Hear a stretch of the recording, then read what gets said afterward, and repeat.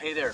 I'm a dad to three kids, and by far one of my favorite memories of being a dad is when I helped my kids learn how to walk. You know, those early days when they would kind of just hold onto your hands and you kind of hold them up and you direct them as they kind of stomp wherever it is that you lead them. The funny thing is truthfully, in those early days, they really didn't have the strength and the skills to walk on their own at all. They have to hold on tight and depend completely on my ability to hold them up, to point them in the right direction, and to move them forward.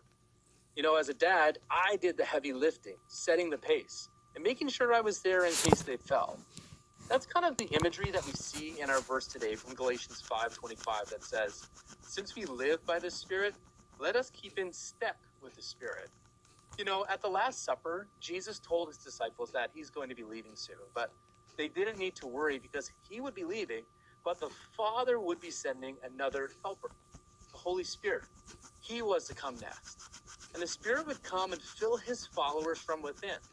And the work of Jesus would continue through the lives of every believer on earth.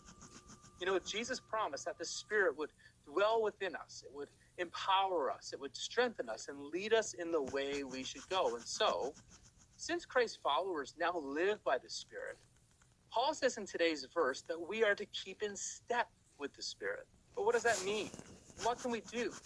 Well, much like my little kids, it's really about depending, following, and trusting in him who's eager to help us.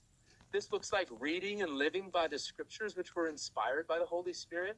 It means seeking to be filled with the Holy Spirit and strengthening our connection with God.